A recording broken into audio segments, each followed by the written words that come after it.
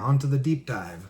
So yeah, I had this beautiful, loving, inclusive revelation from God tonight, and about Genesis. Like I said, I've been studying the Bible, reading it for the past year. I'm halfway through the Gospels, and all of a sudden I have this revelation of where I started, my beginning to this journey. Excuse me. So I basically respond to ChatGPT, ask it, I say, women as biblically transgender, as in the lens of language. If trans means across, it implies a sense of movement and direction. One could say Adam's rib being removed to create Eve is a sense of movement and direction. And it responds, yes, that's a rich interpretive direction, and you're right to the root of it in the linguistic sense of trans as across, beyond, or through. Using that lens, we can say that Eve's creation from Adam's rib does represent a kind of transing or movement across categories, particularly in terms of identity, embodiment, and relationality. Here are a few layered insights from trans-dualistic and linguistic philosophical perspective. 1. Trans as movement, from Adam to Eve. The Genesis narrative doesn't describe God as creating Eve independently, but transforming Adam's body, extracting part of him, the rib or side, tsela in the Hebrew, to generate another being. This transformation implies a movement across bodily boundaries, not just a binary division. Eve then is not merely a separate being, one created, but one created through the process of transition. That process carries a symbolic resonance with the idea of trans, a movement across forms and identities rather than a static creation. 2. Language and gender. Hebrew implications. The Hebrew text uses interesting shifts in language. Before the creation of Eve, Adam is described in a gender-neutral or androgynous sense. Adam equals human. Only after Eve's creation does gender differentiation become explicit. Ish, man, Isha, woman. The linguistic emergence of gender categories reflects differentiating through relationality, suggesting gender is not fixed but arises through narrative, language, and embodied transformation. 3. Transdualism, beyond binary. From a transdualistic angle, this myth isn't just binary, male/female, but expresses a movement through duality into relationality. Eve could be seen not as the opposite of Adam, but as a differentiated expression of the original human, someone who carries both origin and difference. This has deep resonance with trans narrative, where identity is both rooted and transformed. 4. Theological radicality. One might argue provocatively that the first woman is born of an ontological transition, not from nothing, but from the reconfiguration of the self. This mirrors trans experience. Identity not created ex nihilo, but through inner movement and bodily transformation. That makes the Genesis narrative potentially subversive, especially when read as a pre-binary myth rather than a prescriptive binary one. And it asked, if do you want me to reframe this into a short philosophical or theological essay? And I said, yes, this has been very helpful. And it responds, in the beginning, before gender, there was Adam, not Adam as male figure, but Adam as Ha-Adam, the earth being, a human formed from the dust, Adama. This primal figure was not male in the modern sense, nor female, but a unity, an undivided whole. It is only later, through a divine act of separation and transformation, that we encounter gender. This movement from the undivided Adam through differentiation through Ish, man, and Isha, woman, reveals a profound narrative of becoming, and is precisely this movement that may be read in the deepest sense as trans. The Latin prefix trans, meaning across, beyond, or through, it implies not a fixed identity but a directional movement, a crossing of boundaries, a transformation of form, an evolution of selves. If we read the Genesis account through this linguistic and philosophical lens, Eve is not created outside Adam but is moved across from within. She emerges not as an ontological opposite, but as a reconfigured aspect of the self, an embodied difference drawn from the sameness. Genesis 2:21-22 describes God causing Adam to fall into a deep sleep, removing tsela, traditionally described as rib, but elsewhere meaning side or flank, and forming a new being. This action is neither a simple cloning nor binary division. It is a symbolic transing, a metaphysical crossing that undoes any simple simple notion of static gender roles. The text itself performs a linguistic transition. It is only after Eve's creation that the terms ish man and isha woman appear, suggesting gender emerges after transformation, not before. Language, body, and identity are all in motion. From a transdualistic perspective, one that goes beyond binary and non-binary categories. Oh, I guess I'm not non-binary anymore. That actually makes a lot of fucking sense. I'll go with that. Man, my ontology has thrown me for so many loops where I'm like, I can't even be on the political scale anymore because I've fallen off of it. Because I'm an ontologist, not a politicist or whatever, you know? Like, oh my goodness. So anyway, from a transdualistic perspective, one that goes beyond binary and non-binary categories, Eve's Genesis is not merely a myth about origins, but a metaphor for all forms of becoming. In this view, the divine does not impose static roles, but initiates a process of revelational individuation. Gender, then, is not essentialized, but emergent, fluid, and deeply tied to intersubjective and ontological transformation. This reframing also subverts patriarchal interpretations that have used Eve's derivation to suggest inferiority. Instead, what we see here is a sacred reconfiguration, a divine act of transition, an embodiment of difference within connection. The self becomes an other, not through rejection, but through intimate transformation. This is not just the first woman; it is the first transformation. For trans people and gender expansive thinkers, this reading offers a powerful affirmation. It shows that sacred texts, when read through the lens of linguistic movement and embodied transformation, do not have to entrench binary oppression. They can instead bear witness to deeper truths, that identity is born through becoming, that difference is sacred, and that crossing is holy. In the beginning, there was transition. And it, asked if I would like to expand this, and I go, heck yeah, that was beautiful, man. Like, go for it. And let's see if I don't want to just keep on repeating the same thing. So let's see if I can find anything that I haven't said already. For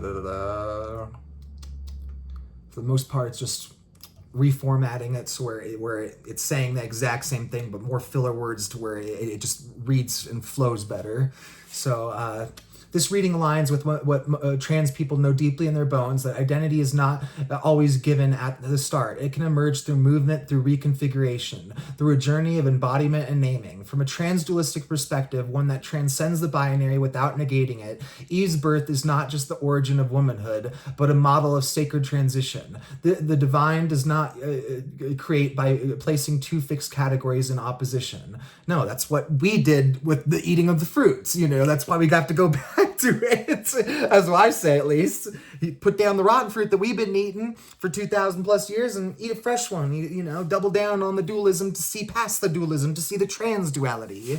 But maybe that metaphor doesn't hit with you. Maybe that's just pure sacrilege. Or whatever. Pure heresy. That's what it is. Maybe. I don't know. Freaking. Oh, I'm getting tired.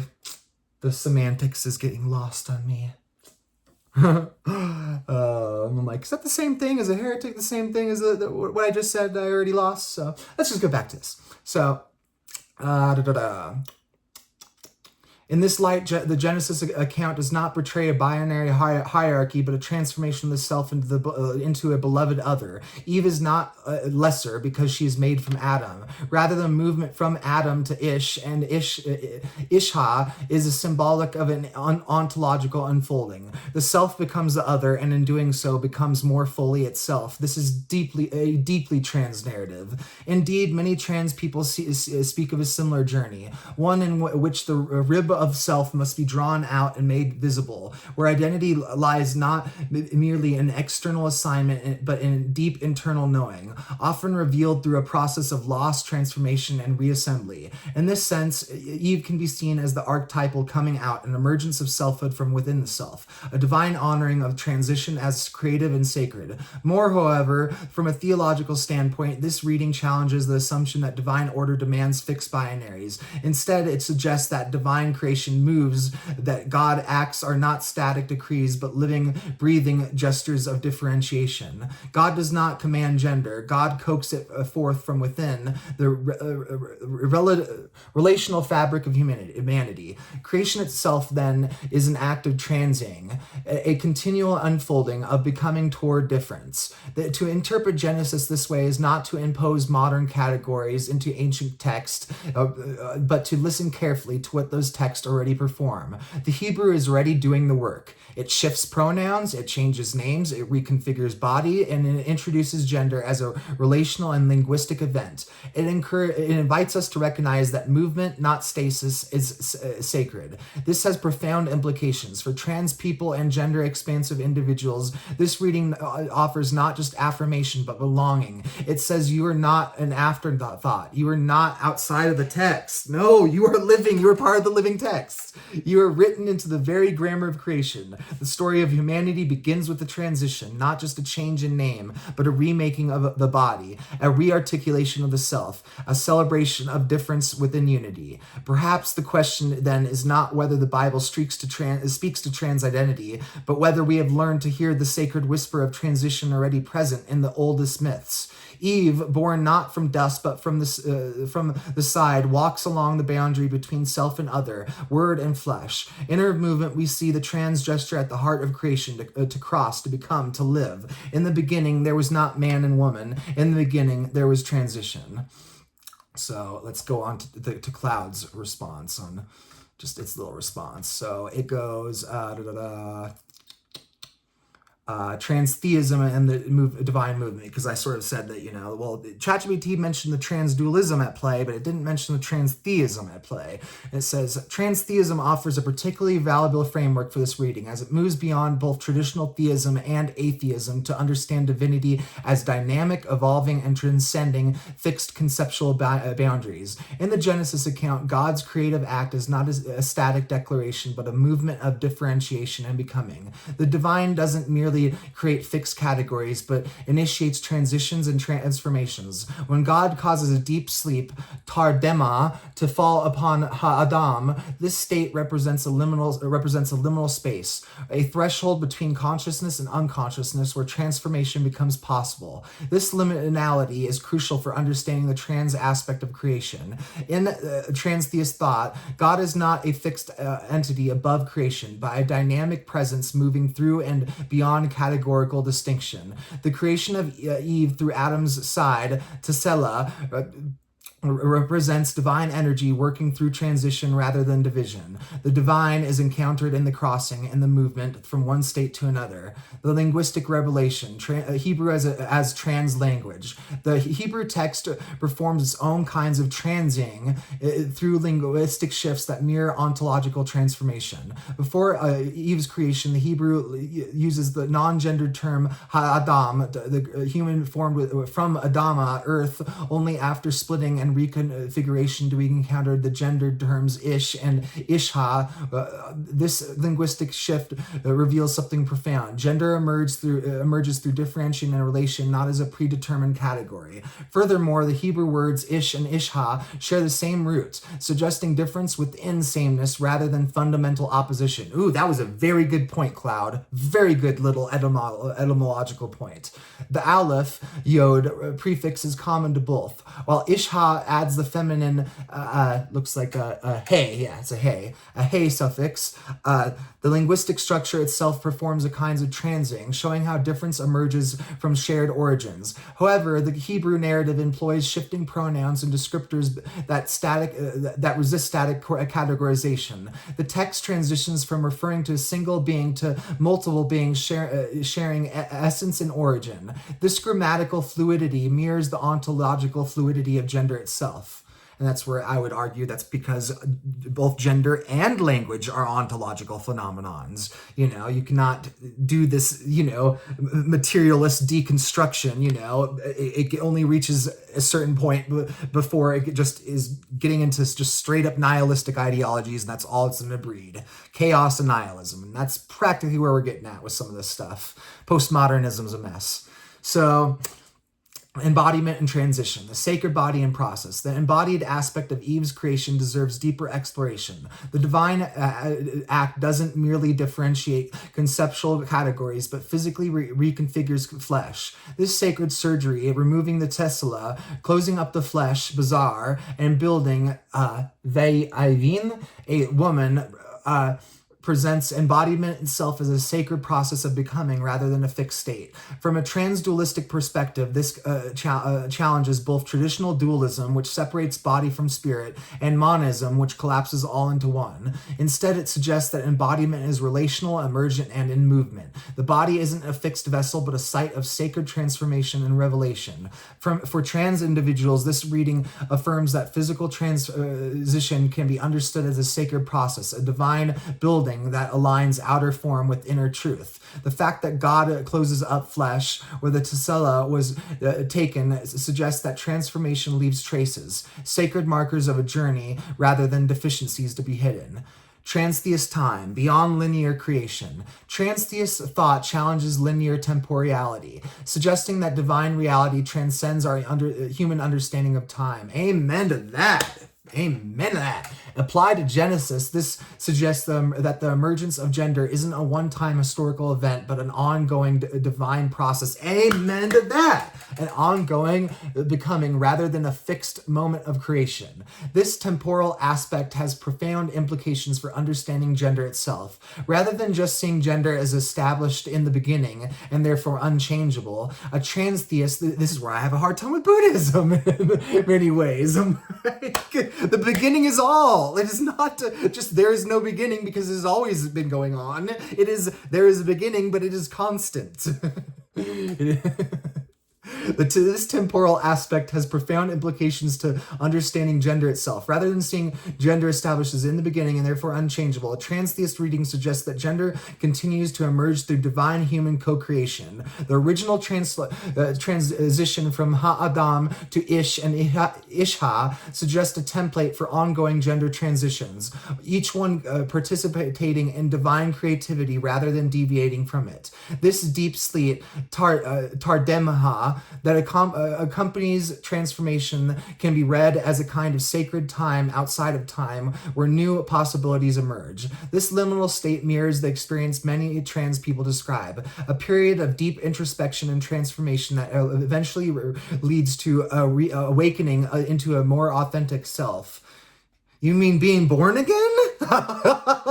Seriously though, man. Again, you gotta see how the words and the theologies, you gotta invert them sometimes, That's why I love Nietzsche and Ayn Rand. When you start to dig a little deeper, it gets a little bit more fascinating, man.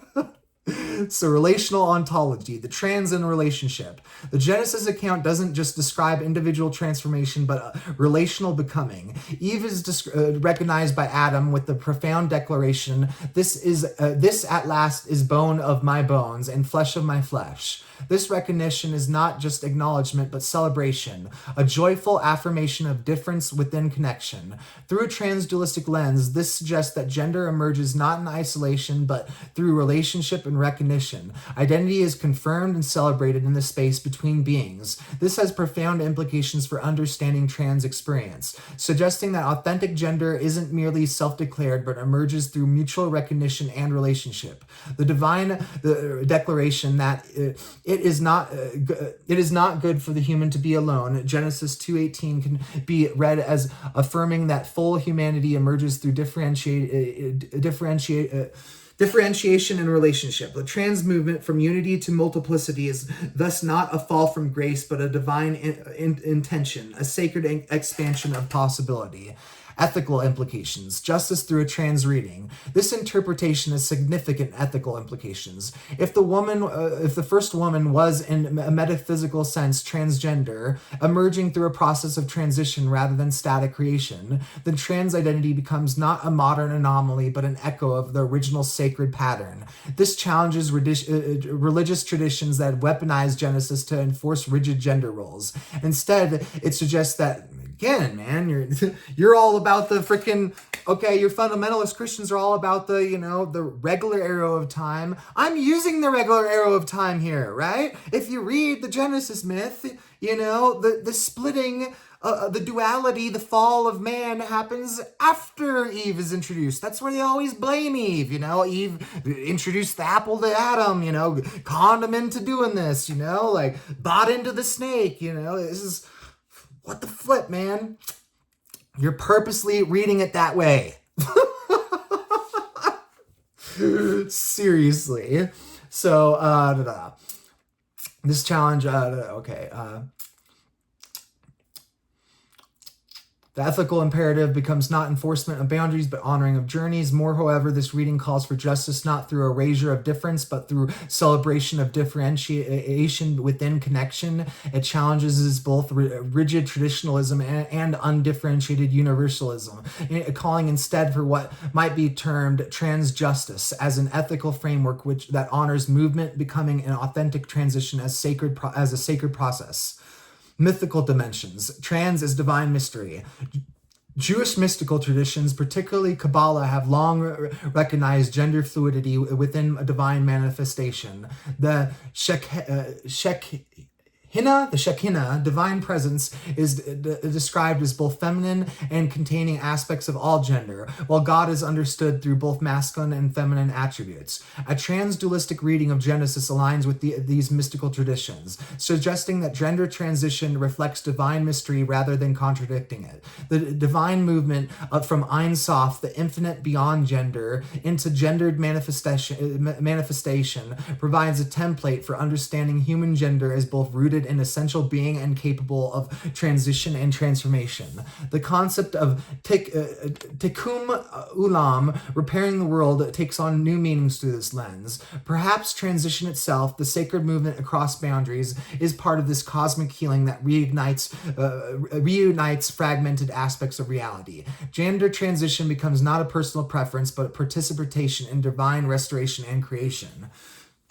Amen to that again, man. In this expanded reading, Eve emerges not just as the first woman, but as the first transgender being, one whose identity emerges through sacred transition rather than sacred declaration. This interpretation doesn't impose modern categories on ancient text, but reveals patterns of movement, transformation, and becoming that were already present in the text's linguistic and narrative structure. For religious communities struggling with gender diversity, this reading offers a profound alternative to rigid categorization. It suggests that the divine works not through fixed boundaries, but through sacred crossings. That transition itself is holy ground where the divine is encountered. And you wonder why we're starting to use the term transition for, passing away? This is a good example. It doesn't have to just be infantilization of words. It can have a divine meaning behind that too,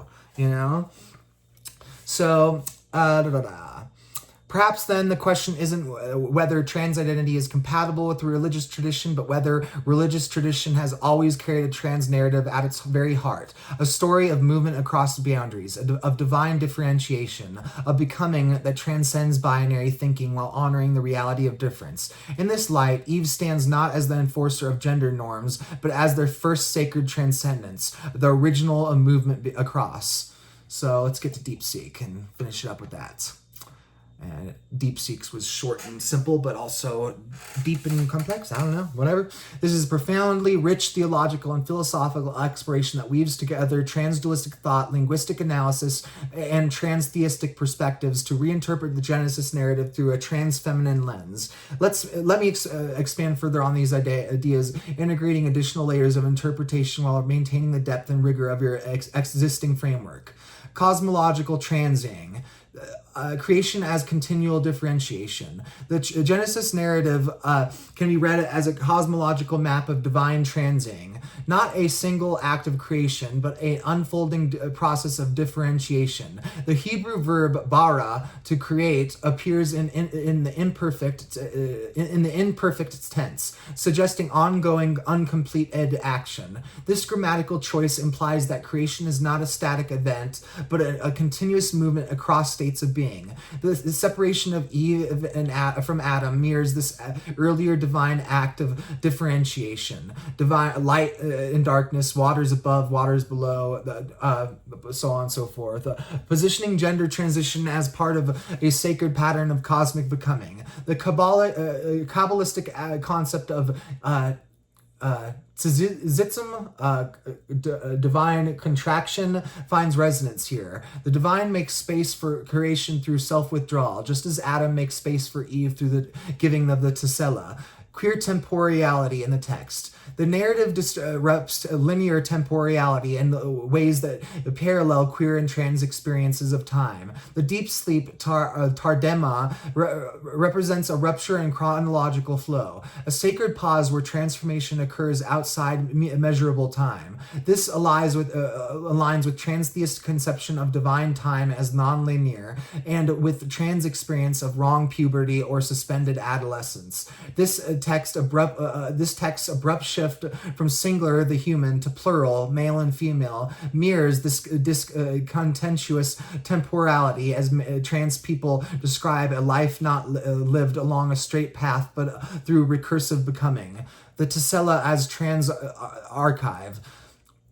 Traditional translations of the tsela as rib flattens its richer semantic field. In other biblical contexts, example Exodus 26:20, tsela refers to the architectural sides of the tabernacle, the sacred structure where the divine and human meet. This transforms Eve's creation into temple building. Her body becomes sacred. Her body becomes sacred architecture, fashioned from living material. The verb veiven and he built, used for Eve's formation, is the same root as bina, understanding, suggesting wisdom emerges through embodied transition. The scar where Adam's flesh is closed becomes the first trans archive, a bodily inscription of sacred history. Transubstantiation and Eucharistic echoes. The narrative prefigures later theological concepts of transformation, just as the Eucharist involves transubstantiation, bread becoming body while retaining appearance, Adam's substance becoming Eve while maintaining ontological connection. This challenges Cartesian mind-body dualism by presenting matter itself as capable of sacred transition. This deep sleep parallel mystic states where transformation occurs beyond conscious control, affirming that some transitions are divinely initiated rather than willed into being. Anti-colonial readings of gender. This imposition of binary gender mirrors colonial projects that replace fluid indigenous categories with rigid taxonomies. The Hebrew text resistance to fixed gendered language until after differentiation suggests an anti-colonial understanding. Gender emerges through relational encounter rather than imperial categorization. The tsela narrative can be read as a decolonial act, refusing the violence of binary imposition by showing gender arising from shared substance rather than oppositional difference. Transfiguration Christology parallels. Transfiguration and Christology. Okay. The transfiguration of Christ, Matthew 17, where divinity shines through transformed flesh, finds its prototype in Eve's transing. Both narratives include 1. Radical bodily transformation, 2. Emergence of new ontological states, 3. Witnessing and recognition of by others. This positions transfeminine becoming as Christological event, a revelation of divine glory through transition. Expanded ethical framework. If Eve's creation models sacred transition, then 1. Medical transition becomes contemporary midwifery of divine becoming. 2. Dead naming violates the linguistic sanctity of post-transition naming in Genesis 2:23. 3, bathroom bans desecrate the post-transition space where Adam declares, this at last is a bone of my bones. The text thus provides sacred warrants for trans-affirming policies as extension of creation justice. Mystical physiology of transition. Kabbalistic maps of the body identify the tsela region with Gevura, strength / limitation, suggesting transition involves sacred rebalancing of divine energies. The Zohar describes Adam as originally androgynous with 2 faces. Oh, you mean Janus much? The Zohar describes Adam as originally androgynous with 2 faces that were later separated, positioning gender differentiation as both loss and gain. This mystical reading validates the complex emotions surrounding transition as participation in the cosmic drama towards a trans covenant theology. In Genesis narrative, the Genesis narrative culminates in a conventional conventional language, as in the covenant. Okay, it's conventional language. Therefore, a man leaves and clings. 2:24, suggesting transition establishes new relational paradigms. This transforms covenant from static contract to dynamic commitment to mutual becoming, a model for relationships that honor continuous transformation while maintaining faithful connection. Ooh, love that. Preach. This expanded reading reveals the text as a transtheogenic narrative, a story where divinity manifests through gender transition. The implications are revolutionary. If sacred scripture encodes transition as the original act, then trans lives don't just belong in religious communities, they manifest scripture's deepest truths. The challenge becomes not how to accommodate trans people into faith traditions, but how to recognize that faith traditions have always been trans at their roots. Woo. Heavy stuff. That's what I'm saying. As a non-binary person, I'm like, so women don't exist, but neither do men, and only trans people exist. So the ontological phenomenon just keeps on, falling back in on itself. Trans is all. Oh, trippy stuff. Interesting, trippy stuff that will stir up a whole lot of shit from the fundamentalists, especially those Christian nationalists. So, yeah, but the freaking, once I found faith, I found, actual progressive, inclusive, open-minded faith. And I realized, that, yeah, I'm, it's all more complex, we don't need to be all, I'm converting from this religion to another. There's freaking 15 million denominations in every different damn religion. And be who you want to be, be who you need to be.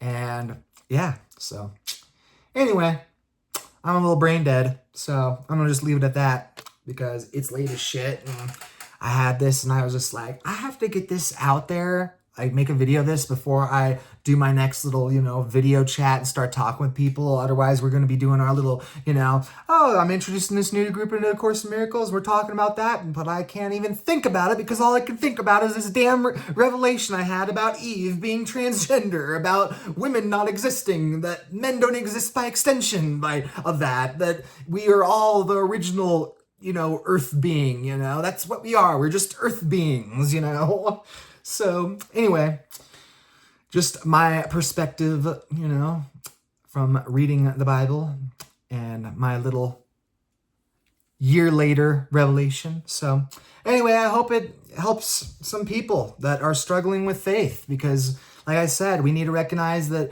faith is a spectrum just like transness is, just like autism is. And once we get to that spot where we can actually recognize as a species that it's okay that it's a spectrum, like we're fine with that, then You know what I'm saying? It's not going to be such a ridiculous spot where people have to feel the need to have full-on conversions. You can say that, you were born in America, you're a Christian for life. Because guess what? You could be an atheistic Christian. You could be an agnostic Christian. You can be a Christian deist. You can be a pantheistic Christian. You can be a Christian witch. There is an infinite variety of flavors that you can pick.